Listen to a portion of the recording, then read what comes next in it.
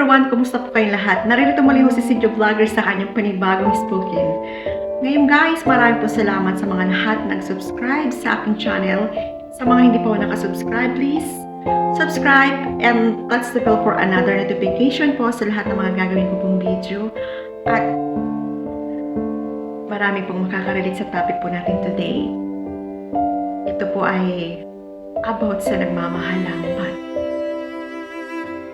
sa bandang huli, siya ay ginamit lamang. Pakinggan niyo po maigi ang piyesa na to o ang spoken na itong ginawa ko ngayon. At sana maunawaan niyo po ang mensahe ng bawat letra ng aking spoken ngayon. Ngayon guys, ginawa ko po ng pamagat nito ay inibig mo nga ba ako? Ito na guys.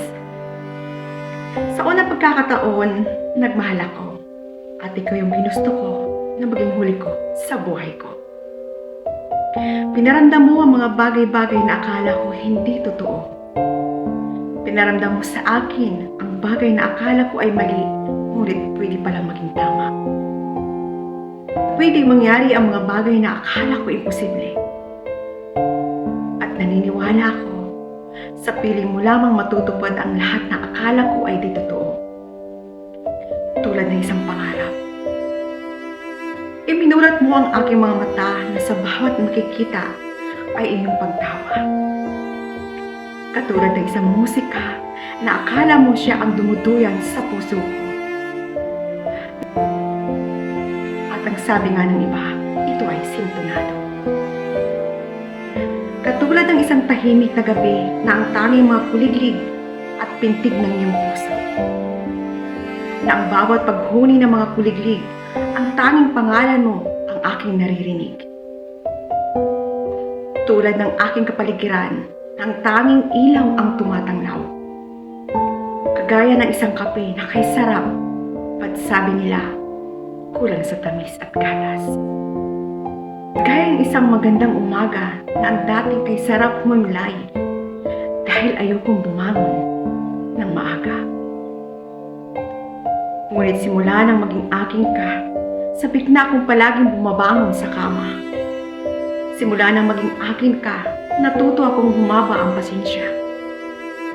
Tulad ng pawisan ka na sa tingin ko ay bagong ligo ka. Tulad ng tumatakbo ka na hinahabol pa rin kita. Tulad ng kahit gusto mong magpahinga, ngunit sinasabi ko, magpatuloy pa rin tayong dalawa. Katulad ng kahit ako'y pagod na, sinusubukan ko pa rin umunawa. Katulad ng kahit pumipiglas ka sa bawat paghawak ko, ngunit pilit ka pa rin niyayakap. Katulad ng ayaw mo na, ngunit pinipilit ko pa rin manatili ka. Sapagkat ganito ang pakiramdam ng umiibig. Nagiging tanga, nagiging bulag, nagiging bobo sa mga bagay na hindi ka iniibig. Ngunit, kakampi ko ang pag-ibig. Na kahit alam ko na sa tingin nila ay di tama ang aking munggaw. Na kahit alam na nila sa tingin nila ay hindi tama na ako'y magmakaawa. Ipapakita ko rin sa kanila na ito ang tama. Ang tama kapag nagmamahal ka. Wala kang bibitawan na basta-basta. Kakapit ako hanggang sa kaya ko. At hindi ko hahayaan na manalo ang tadhana sa pagbawi niya sa taong iniibig ko. Ganito ang pakiramdam ng totoong pag-ibig. Ngunit bakit? Bakit di ko maunawaan na bakit hinayaan mo mawasak ang misa nating binuong dalawa? Bakit di mo sinubukan? Di mo ginustong ayusin ang nakita mong sira? Bakit sumuko ka agad? Pinili mong kumalas na habang ako'y pinili ko ang tayo, ang pinili kong iligtas. Pag-ibig nga ba ang nararamdaman mo?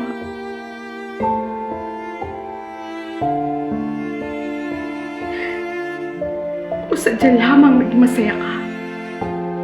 Kaya sinubukan mo. Sinubukan mo magtagal. Hanggang nakita mo unti-unting niligtas lang pala kita. Sinamahan ka hanggang mabuo ka. Hanggang ang sandali na kaya mo na. Mas pinili mong lumayo na mag-isa.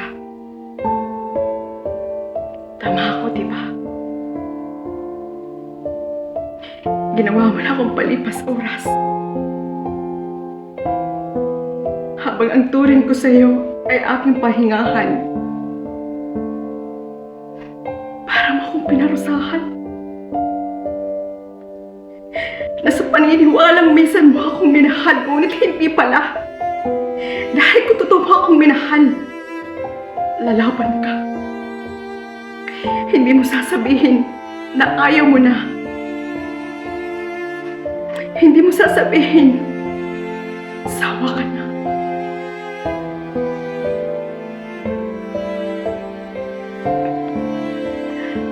Alam niyo po guys,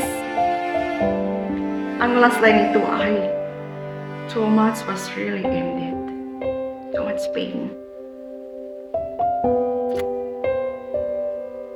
Sapagkat kung minahal ka talaga, lalaban ka para sa inyo. Kahit nasasaktan ka na, di mo sasabihin nagsasawa ka na. Minsan yung patuloy tayong lumalaban sa pagmamahal ay nagiging tanga tayo. Ngunit minsan, isipin din natin na pag-ibig nga ba to? Pagmamahal nga ba to? Pagmamahal nga ba itong nararamdaman namin dalawa? Sapagkat kung isa lamang o ikaw lamang ang lumalaban, ikaw lamang ang nagmamahal. Huwag nang ipilit pa, di ba? Sapagkat habang tumatagal ang laban mismo, hindi na ang tadhana ang kalaban natin, kundi mismo sarili na natin. Sapagkat sa sobra nating nararamdaman, nagiging manhid na po tayo. At hindi na natin alam paano pahihinto. Naghihinayang tayo sa bawat panahon at mga alaala. Sa bawat pag-sacrifice mo para sa Kanya. Kaya minsan, piliin natin magpalaya upang makabangon tayo. At palaging tatandaan, always choose to yourself and keep the great faith on God's plans for you.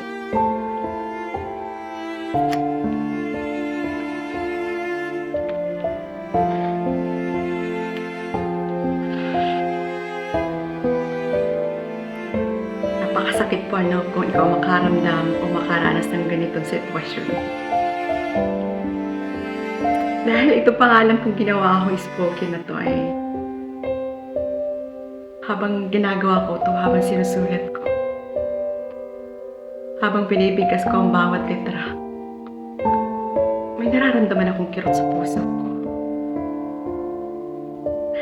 Paano pa kaya yung mga taong nakakaranas ng ganito? Yung nakakaranas ng bawat sakit na ipinaparamdam sa'yo ng taong minahal mo na ginawa ka lamang pahingahan sa bawat pangangailangan niya or sa bawat sa mga oras na nakalugmok siya at ikaw yung ginawa niyang pahingahan. Paano ko pa kaya nararamdaman nila? At gaano kasakit pa sa kanila yung ganitong sitwasyon? Siguro wasak na wasak ang bawat minuto, oras mo, sandali. Paano pa kung sila yun, di ho ba? Dahil ako habang nagsusulat lang po ako, nararamdaman ko ang bawat kirot sa puso ko habang tinatype ko ang bawat letra at words ng ginagawa ko kung spoken. Minsan po, nangyayari na ginagamit lang tayo ng isang tao para sa kanyang makamupon siya sa isang tao at kapag kaya niya na po, makawala. Iwan po tayo niyan sa isang tabi at tayo sugatan at luhaan. Napakasakit po yung ganitong sitwasyon na ito ay na mangyayari po sa atin, di ba? Ginamit lang tayo. After na tayong siya ay makalaya na, wala. Na kahit pilit natin hawakan siya, pilit natin labanan ang bawat pagmamahal mo sa kanya. Ngunit habang hinahawakan mo siya, mas lalo siyang pumipigil sa'yo.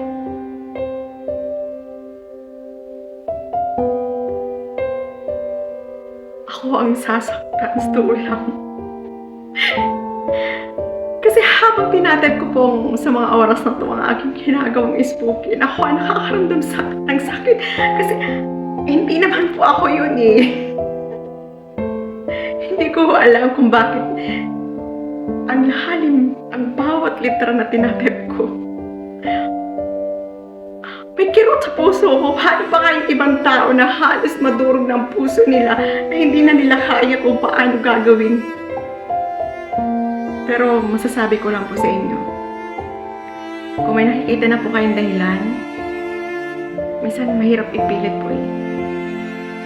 Palayain na lang po natin. Kasi habang pinipilit po natin, tayo lang ang masasaktan. Habang siyang hinahawakan natin, lalo lang mo siyang pumipiglas. Habang niyayakap mo siya, pilit niyang pagkakawala ng bawat yakap. Sapagkat hindi na ho siya masaya sa iyo. At hindi na ho siya, hindi lang sa hindi ho na siya masaya sa iyo, kundi hindi ka niya mahal. Dahil kung totoong mahal ka, sa kunting lamat o sa kunting sira ng iyong relasyon, pipilitin niyang ayusin yun. Ngunit hindi niya ginawa, mas pinili niya lumayo at gumawa siya ng dahilan upang siya ay makalaya, di ho ba? At minsan din po nangyayari na sobrang pagmamahal natin sa isang tao, nasasakal din ho siya. Kaya minsan po, makatagpo tayo sa ganitong sitwasyon, tadhana na ho ang gumagawa ng paraan para tayo ay makalaya. At tadhana na rin po ang gagawa ng paraan paano tayo makakamuon at makakalampas sa sakit na dinadaanan natin ngayon. Ay, pag-ibig nga naman. Pag naranasan nyo na ho yung ganito, may sign na po kayong ganito, stop na ho kayo habang hindi pa lumalalim. Dahil tayo ang masasaktan. Paano guys, hanggang dito na lang po ang aking sharing. I know it's too much pain. Maraming po salamat and God bless po sa inyong lahat. Ingat po kayong parating. I love you all. God bless.